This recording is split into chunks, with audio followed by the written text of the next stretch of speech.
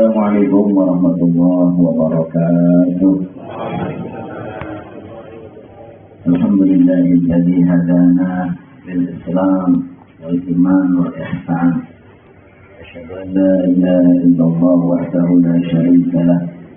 Syahadatan narju min Allah ar-rahmah wal ghufran. Wa asyhadu anna Muhammadan rasuluh arsalahu bil huda wal furqan. Allahumma shalli wa sallim wa barik wa an'im ala man unzila alaihi al-Qur'an sayyidina wa maulana Muhammad sallallahu alaihi wasallam wa ala alihi wa ashabihi wa ansarihi wa junudihi alladhina taqu bi ashrafil adyan. يقول الله تعالى في كتابه الكريم لله الملك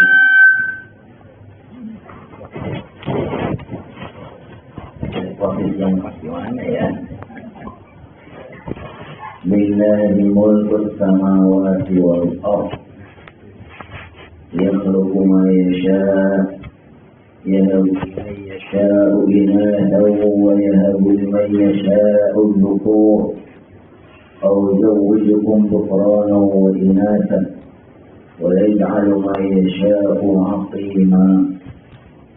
ويقول صلى الله عليه وسلم كل مولود يولد على الفطرة فأبواه يهودانه أو ينصرانه أو يمجسانه. وفي حديث آخر الغلام مرتهن بعقيقته يذبح يوم سابعه ويحلق ويسمى أو كما قاله صلى الله عليه وسلم. Yang sangat berbahagia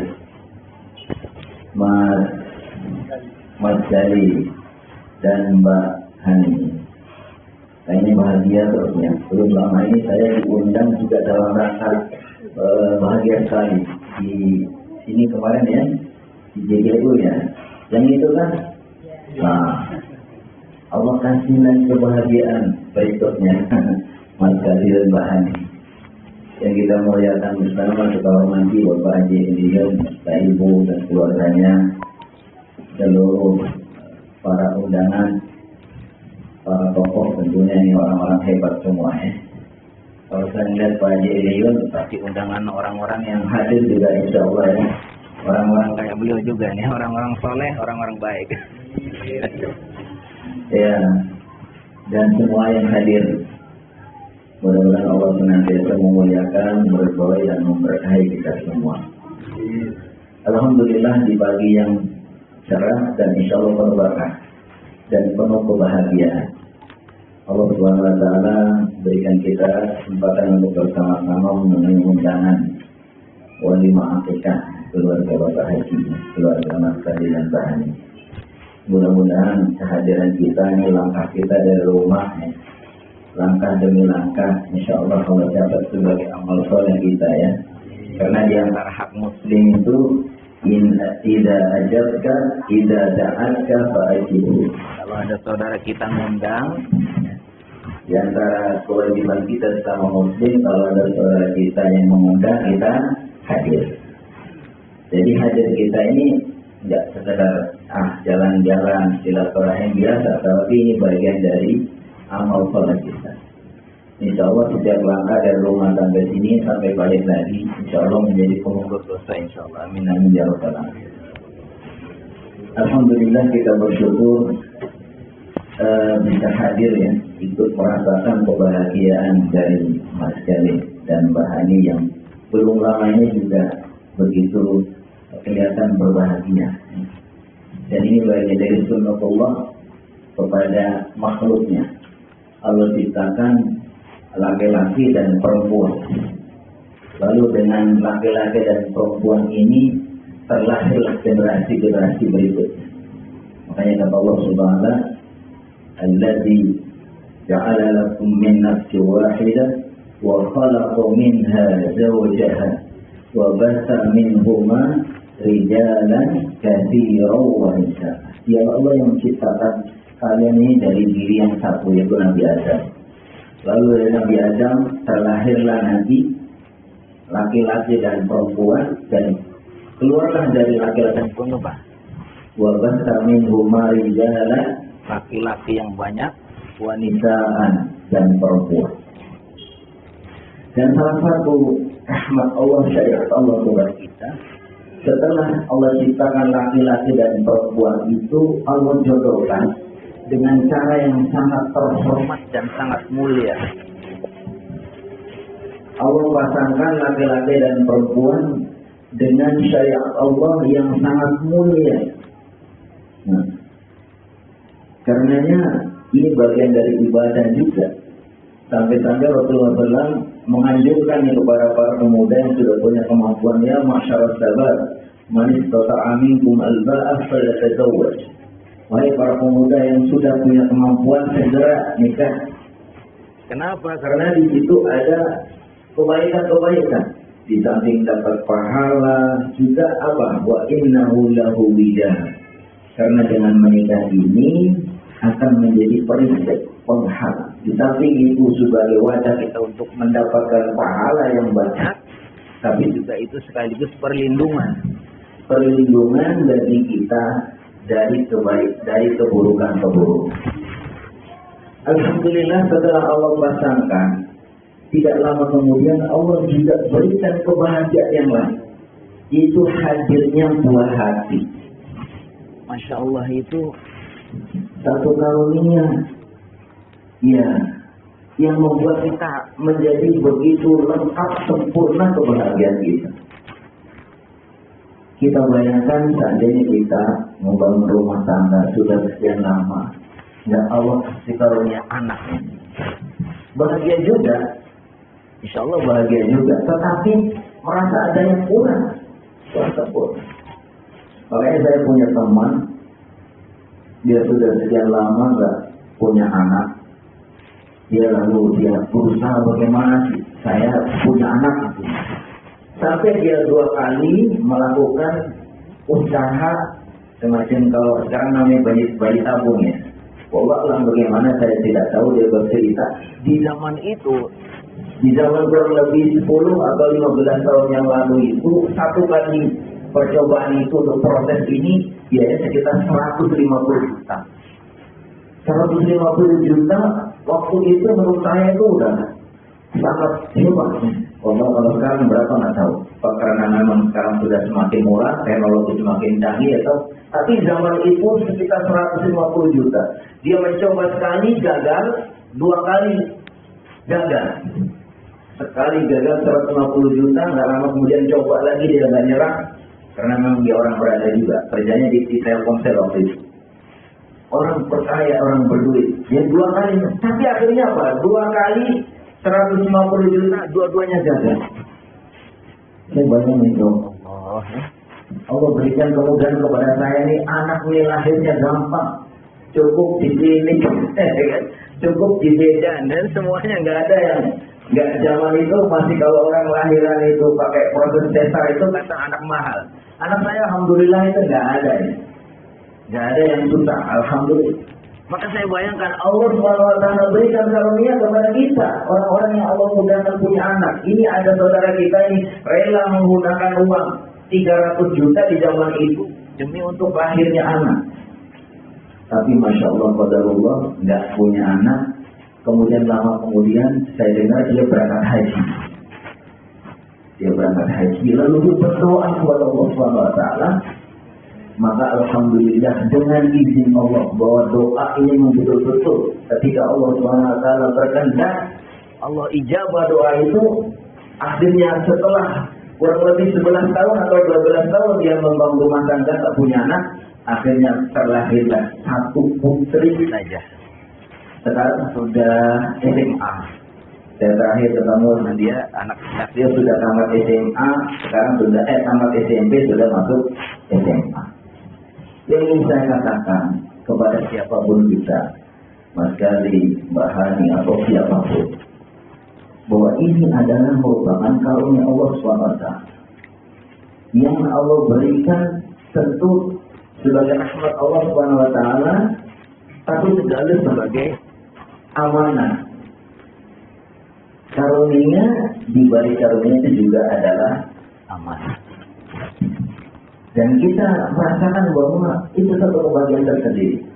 Dulu saya kurang lebih 24 tahun yang lalu, ketika saya punya anak pertama dari istri saya yang pertama, itu ya. Jadi dari istri saya yang pertama, anak pertama, itu memang saat yang sangat membahagiakan. Waktu itu karena zaman itu masih belum kayak sekarang, teknologi masih jadul gitu. Saya juga nggak punya telepon, nggak punya HP gitu zaman itu. Pagi itu sebelum subuh itu istri sudah mengeluh. Ini problemnya kadang udah panas banget gitu ya. Tapi waktu itu saya harus berangkat karena waktu itu saya ujian. Jadi saya masih kuliah, sambil kuliah saya ujian. Wah, saya berpikir gimana nih? Apa saya tidak masuk ujian? Kalau nggak masuk ujian, saya nanti resikonya saya roti. Saya harus bisa nggak lulus. Akhirnya saya berangkat. Dan alhamdulillah saya berangkat. Saya berpikir apa udah lahir, tapi nggak ada kabar. Dan sengaja mungkin orang rumah juga mau ngabarin lewat mana orang saya di kampus nggak punya. Ya udah, begitu saya pulang, alhamdulillah sudah lahir. Diceritakan yang bantuin orang tua, kemudian bibi, masya Allah, saya merasa bersahabat tadi Allah. Ini anak saya yang pertama, saya lahir nggak ada, saya pergi. Datang-datang sudah ada di klinik Medan Depok Tua teman. Saya merasa ya Allah, saya bersalah. Malam itu saya tidur di situ. Di samping istri saya di bawah, saya gelar tikar, istri saya di atas dengan apa sama bayi saya yang sekarang dan ikan. Saya tidur di bawah. Saya rasakan masya Allah. Memang betul-betul bahagia dan menjadi kesempurnaan kita. Jadi sekarang Mas Gali ya selamat ya, betul-betul jadi ayah ya. Udah jadi ayah karena dibuktikan dengan apa? Punya anak. Begitu juga Mbak Hani sudah betul-betul seorang ibu. Dan itu bagian dari kesempurnaan kita sebagai seorang ayah dan kesempurnaan kita sebagai seorang ibu. Jadi ingin saya katakan bahwa itu merupakan karunia Allah Subhanahu wa taala yang harus kita betul-betul bersyukur.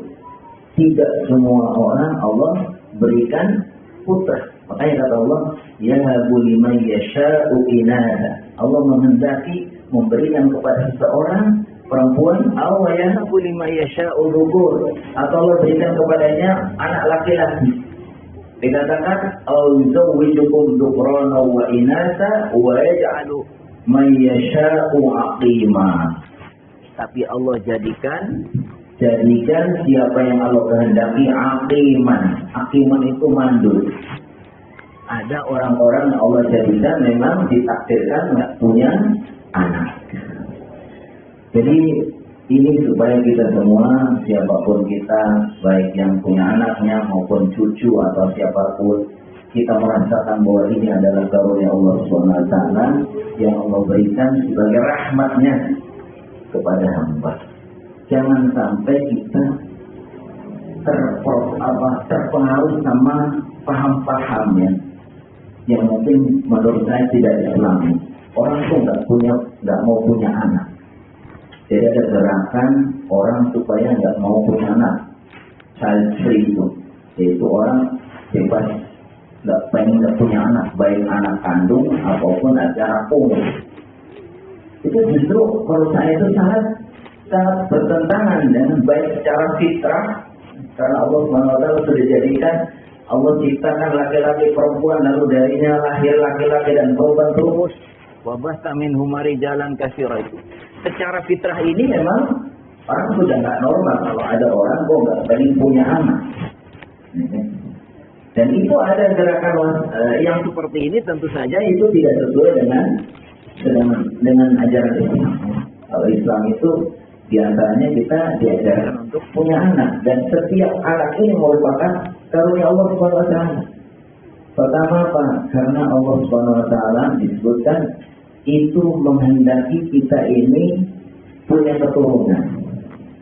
Yaitu Allah pasangkan laki-laki dan perempuan Ya ayyuhan nasu taqu rabbakum alladzi khalaqakum min nafsin wahidah wa khalaqa minha zawjaha wa batha minhuma rijalan katsiran wa nisaa. Jadi Allah ciptakan seperti itu. Yang kedua, Allah katakan bahwa anak ini adalah merupakan satu kebanggaan. Karena anak itu adalah apa? Perhiasan. Makanya kata Allah SWT, al-malu wal banuna zinatul hayat. Bahwa harta dan anak keturunan itu merupakan perhiasan kehidupan. Makanya kalau orang yang secara normal, ya otomatis suka kepada harta, ya kan? Senang, ya? Kita punya harta yang banyak, asalkan kita meraihnya dengan cara yang halal, lalu kita manfaatkan untuk yang halal. Sampai dalam hadis kata Rasulullah SAW, la hasada illa fitnatain. Tidak boleh ada orang kiri dalam artian kiri positif kecuali kepada dua orang. Yang pertama, orang yang Allah berikan ilmu agama, lalu dengannya dia sampaikan, dia dakwahkan, setelah dia amalkan, dia dakwahkan. Itu kita boleh iri. Kalau ada orang seperti itu, kita pengen kayak dia. Yang kedua apa? Rajulun atahu malan, orang yang Allah berikan harta. Allah berikan harta. Lalu dengan hartanya dia infakkan di jalan Allah. Jadi dikatakan bahwa harta dan anak keturunan itu adalah perhiasan hidup. Makanya normalnya kalau orang yang normal, dalam artian cara berpikirnya lurus, hanif sesuai dengan syariat Islam, itu mencintai harta dan mencintai anak.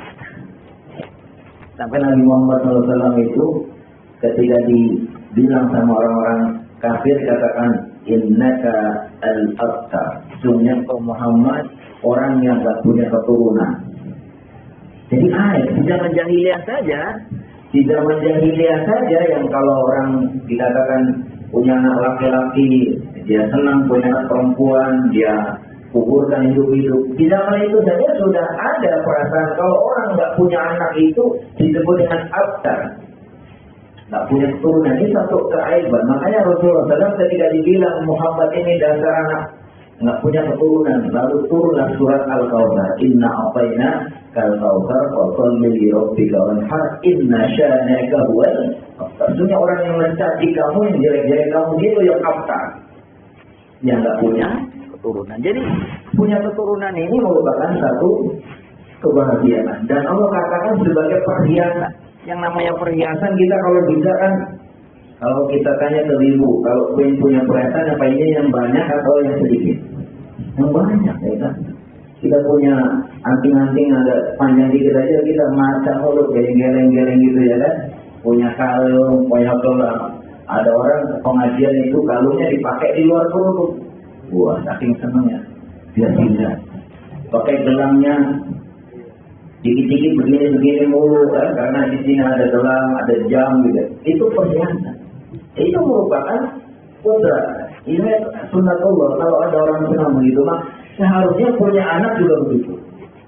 Kami katakan al-malu wal banuna zinatul hayat.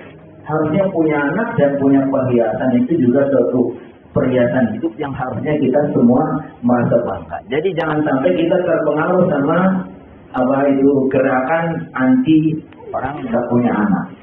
Selfie. Kenapa kita harus bersyukur dan berbangga dan senang punya anak? Ada 3 alasan. Sebutkan. Yang pertama, karena Rasulullah SAW itu sangat bangga dengan nanti banyaknya umatnya di hari kiamat. Ya. Asalkan kita ini orang muslim, nanti melahirkan generasi yang muslim-muslimah, apalagi soleh-solehah, itu bagian dari yang diharapkan dari balasan Nabi. Sampai ketika Nabi SAW itu, ada sahabatnya yang bertanya, ya Rasulullah, apakah saya menikahi wanita ini, tapi sudah dikenal bahwa wanita ini tidak punya anak. Kata beliau, jangan. Cari-cari yang kira-kira nanti memang punya keturunan. Sampai akhirnya beliau katakan, tazawwaju al-wadud al-walud fa inni mukatsirum bikumul umam. Kata beliau, nikahilah olehmu wanita yang penyayang, yang banyak anaknya.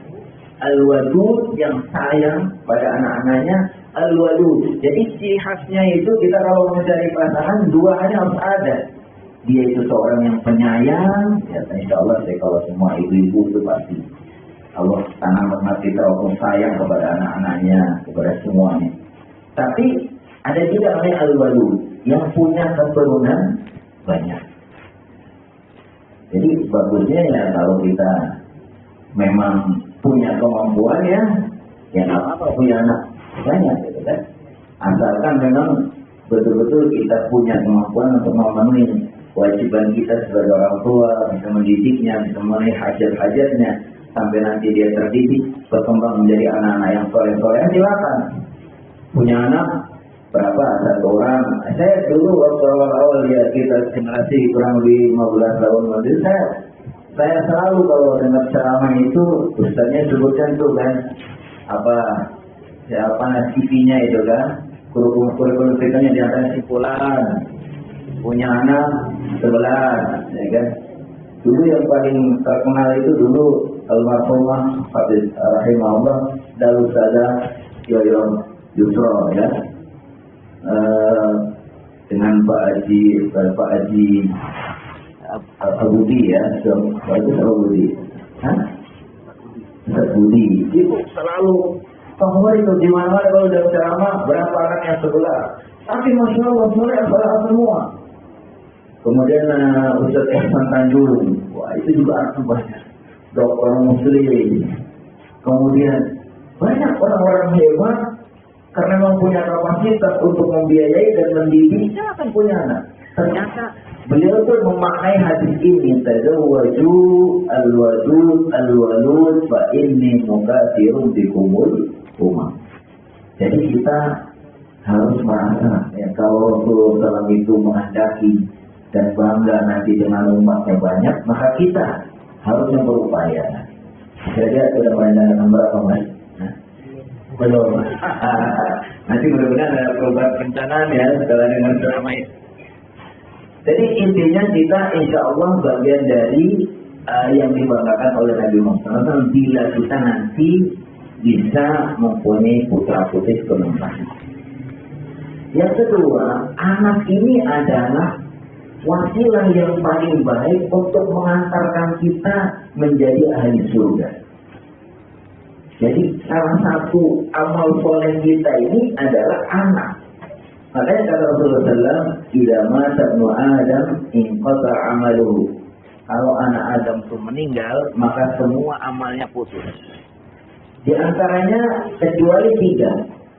Disebutkan apa? Shadaqatin jariyah. Kalau dia punya sedekah jariyah, sedekahnya dimanfaatkan untuk melakukan amal-amal soleh, selagi itu masih terus dipakai mendatangkan kebaikan, maka pahalanya mengalir kepada kita. Namanya sedekah jariyah. Bangun masjid, bangun arena-arena umum yang sifatnya bermanfaat untuk masyarakat. Allah disebut ilmun yuntafa'u bihi, ilmin yuntafa'u bihi. Dia punya ilmu, lalu ilmunya diajarkan. Para bapak guru, para ustaz, atau kita semua. Kita semua siapapun yang memberikan ilmu, lalu ilmu yang bermanfaat untuk masyarakat, punya ide, punya masukan, punya apa gitu, konsep. Pak Haji mempunyai banyak konsep-konsep tentang bagaimana untuk kebaikan dia. Itu bagian dari amal jariyah yang tidak putus walaupun sudah mati. Tapi menurut para ulama ada yang paling panjang, yaitu awalatin sholihin yad'ulah. Ini bentuk yang paling panjang. Jadi dengan kita punya anak soleh, ini bisa melakukan tiga-tiganya tadi. Kalau sedekah jariyah, ya sedekahnya sudah selesai sudah. Ilmu, kalau ilmu sudah dimanfaatkan sudah nggak ini ya sudah. Tapi kalau anak ini di samping nanti dia semua yang akan dia lakukan itu pahalanya menjadi pahala kita. Karena anak kita ini adalah upaya kita. Dia menjadi soleh, dia sholat, dia ngaji, dia melakukan kebaikan. Diniatkan atau tidak diniatkan itu kebaikan dia itu sampai kepada kita. Makanya ketika ada Rasulullah SAW diadui sama seorang anak gitu, dia protes kepada bapaknya karena bapaknya sering ngambil atau sering memakai duitnya gitu tanpa izin dengan anaknya. Anaknya mungkin lebih mampu, bapaknya nggak mampu, kemudian kadang-kadang memakai ya ambil uangnya atau apanya gitu. Lalu mengadu kepada Rasulullah SAW. Apa kata Rasulullah SAW? Anta wa maluka li abika. Kamu sendiri dan semua hartamu itu milik ayah kamu. Kenapa? Karena dia bisa wujud seperti itu, apalagi sampai dia nanti mulai kecil dari TK, dari SD sampai bahkan belum itu baru lahir itu semua siapa yang berperan? Bukankah bapak dan ibu? Maka semua amal soleh dia itu diniatkan atau tidak akan sampai kepada orang tua. Maka beruntunglah kalau punya anak soleh-soleha, apalagi banyak. Nih, banyak itu berapa? Banyak itu berapa kalau banyak, Bu? Kalau bahasa Inggris banyak, dua juga banyak kan? Ya kan? Kata pakai itu menunjukkan berapa? Plural kan? Kalau bahasa Arab tiga ke atas. Ya, kita boleh punya anak banyak. Asalkan soleh, jangan sia-siakan. Kita bisa mengukur lah kira-kira kemampuan kita. Karena ini karunia juga sekaligus sebagai amanah. Nah, jadi anak ini adalah Allah SWT jadikan sebagai rahmat karunia yang akan mengantarkan kita menjadi ahli surga. Sampai kalaupun anak kita itu nggak sampai gede mati mamanya, waktu masih muda itu, dikatakan dalam hadis, "Mamin muslim yamutu lahu salasatun minal walad walam yabluhul khunsa yatalaqahu Allahu min abwabil jannah as-samaniyah yadkhulu kaifa yasha." Hadis ini diriwayatkan dari Samurah bin Jundub, kata beliau, tidak ada seorang muslim yang punya anak lalu belum balik dia sudah meninggal, 2 atau 3 ya punya anak itu, kemudian nanti di hari kiamat dia akan menjemputnya di pintu-pintu surga. Orang tuanya akan masuk kemana dia mau. Sahabat karena disebutkan dalam hadis itu 3 anak, lalu ada yang bertanya, ya Rasulullah, bagaimana kalau 2 anak? 2 anak juga. Lalu ada maknanya ya pokoknya ini bersifat umum. Karena memang anak ini ya ditinggalkan satu anak suatu kepedihan tersendiri. Dan Allah SWT itu tidak ada suatu kepedihan, suatu hal yang berat kecuali Allah akan berikan pahala. Kalau kemudian kita Allah berikan kesempatan dia itu selamat sampai besar, kita didik, Masya Allah, nanti kalau dididik melakukan kebaikan-kebaikan, semua kebaikannya itu sampai kepada kita. Sampai nanti di akhirat itu ada orang tua yang terheran-heran karena dia mendapatkan mahkota yang begitu indah, begitu bercahaya, lebih terang dari matahari, lalu dikenakan pakaian keagungan yang begitu hebat. Lalu dia heran, ya Allah, dari mana saya dapat prestasi kemuliaan seperti ini? Karena dulu waktu saya hidup di dunia itu perasaan saya ibadahnya biasa-biasa saja. Ternyata apa dijawab sama Allah? Bi akhdi waladikal Quran. Ini karena prestasi anakmu yang kamu didik untuk menjadi ahli Quran. Dalam hadis lain kata Rasulullah SAW, "Man qara'al Quran wa 'amila bima fi ulbisa walidahu tajan daw'ahu ahsanu minas syams wa yukta." Jadi dikatakan siapa yang membaca Al-Quran lalu mengamalkan kandungannya, maka kedua orang tuanya, jadi bukan dianya saja, kedua orang tuanya dikenakan mahkota, lalu dikenakan pakaian keagungan, lalu dia heran, ya Allah, dari mana saya dapat prestasi seperti ini? Dijawab sama Allah, karena anakmu dulu rajin membaca Al-Quran, karena jasa kita.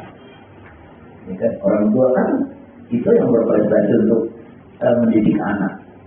Ada hadis lain kata, wa innal 'abda la turfa'u darajatuhu fil jannah bi istighfari waladi. Sesungguhnya seseorang nanti ditinggikan derajatnya di surga. Di surga ini tingkat-tingkat. Tingkat yang paling rendah banget aja kita udah senang banget. Tapi orang-orang yang berprestasi karena punya anak yang baik ini, fa innahu laturfa'u darajatuh. Derajatnya ditinggikan sebab istighfarnya anak. Intinya kita katakan bahwa anak ini merupakan cara Allah SWT memberikan rahmatnya supaya kita dimudahkan menjadi ahli surga. Yang ketiga, anak adalah sunnah hasanah bagi kita. Sunnah hasanah itu maksudnya tadi, apapun yang dilakukan oleh anak-anak kita sekaligus semua adalah menjadi tabungan amal kita. Jadi Allah SWT dalam hadis melalui lisan Rasulnya bangga kalau kita punya anak yang banyak, dan kita ketika mempunyai anak berarti kita telah mengambil bagian dari apa yang membanggakan Rasulullah SAW. Yang kedua, anak ini juga sekaligus sebagai cara Allah SWT memberikan rahmatnya kepada kita supaya menjadi wasilah kita semua mendapatkan surga. Yang ketiga, anak ini juga merupakan sunnah hasanah kita, yaitu tabungan amal kita, diniatkan atau tidak itu otomatis. Apalagi kalau diniatkan. Kalau kita punya anak lalu mendoakan Rabbighfirli wali walidayya warhamhuma kama rabbayani shaghira, itu jelas double. Doublenya gimana? Dia doanya secara khusus menyebutkan orang tuanya supaya diampuni. Padahal tidak menyebutkan pun, setiap amal soleh dari anak itu secara otomatis menjadi jariah orang tuanya. Maka ketika dia niatkan, itu double. Yang secara khusus dia dapat karena disebutkan Rabbighfirli wali walidayya, atau dia bersedekah atas nama orang tuanya, atau berhaji, setelah dia haji dia menhajikan orang tuanya, atau dia umroh setelah itu diniatkan orang itu yang secara khusus. Tapi secara umumnya, secara otomatisnya semua amal soleh anak itu menjadi jariah dari orang tuanya. Jadi adakah kita ragu kalau kita punya anak, apakah kita sia-siakan kesempatan ini? Kita mengikuti orang, mohon ribet sekarang nih, kalau kita mau berkarir memang harus punya anak, kan? Jadi akhirnya demi kesenangan kita kita korbankan, padahal Allah Subhanahu Wa Taala menjadikan ini syariat Allah kita dijodohkan, kemudian punya anak keturunan itu bagian dari rahmat Allah Subhanahu Wa Taala. Terkait untuk bagaimana nanti insya Allah nih Pak Cilio dan keluarganya, kita tidak ragukan lagi orang-orang yang sudah